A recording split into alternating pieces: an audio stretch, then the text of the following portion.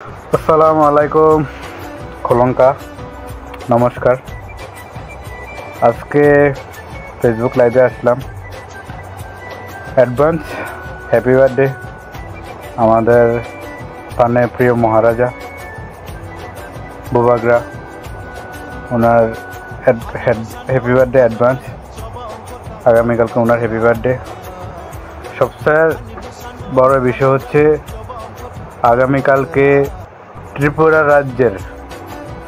ত্রিপুরা রাজ্যের মাইনরিটি অংশের লোকদের জন্য সবচেয়ে বড় খুশির খবর।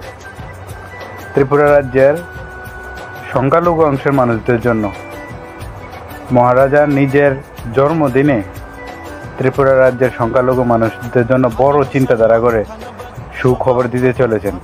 আগামীকালকে মহারাজার জন্মদিন। ওই দিনে মহারাজা ত্রিপুরা রাজ্যের সংখ্যালঘু অংশের মানুষদের মাইনরিটিদের সম্মান করে মাইনরিটি সেল খুলতে চলেছেন।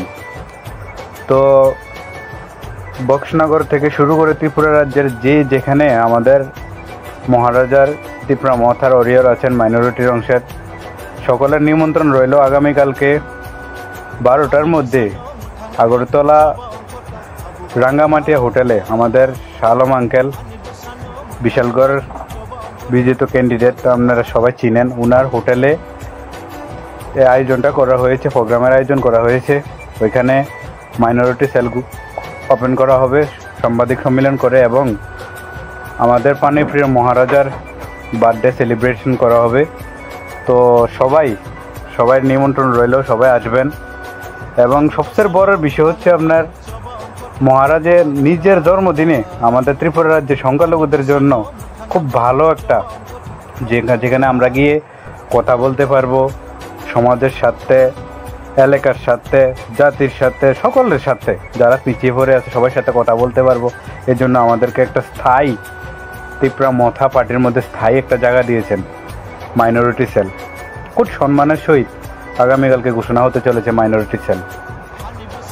তো আপনারা সবাই আগামীকালকের প্রোগ্রামে মাইনরিটি সেল ওপেন হবে, এখানে মহারাজের জন্মদিনে পালন করা হবে। সবাই চলে আসবেন এবং যত ওরিয়ার আছেন সবাইকে ইনভাইট করে দেন মাইনরিটি অংশের আগামীকালকে যাতে আসে আগরতলায়।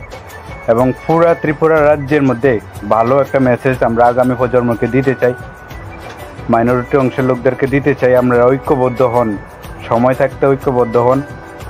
ত্রিপুরা মথা আঞ্চলিক দল আজকেরও হিরো, আগামী দিনেরও হিরো, এটা ভেবে আপনারা ঐক্যবদ্ধ হন। আগামীকালকের প্রোগ্রামে সবাই আসুন এবং যে ফেসমিট হবে ফেসমিটের মাধ্যমে মহারাজের চিন্তাধারা করে যে কমিটি আমাদেরকে উপহার দিবে, ওই কমিটির কমিটি অনুযায়ী আমরা আগামী দিন সংখ্যালঘুদের নিয়ে কাজ করব ময়দানে, মাঠে। তো আমার মেসেজটা সবাই ভালো করে শুনে সবাই সাথে শেয়ার করে দিবেন। আসসালামু আলাইকুম, ভালো থাকবেন, সুস্থ থাকবেন।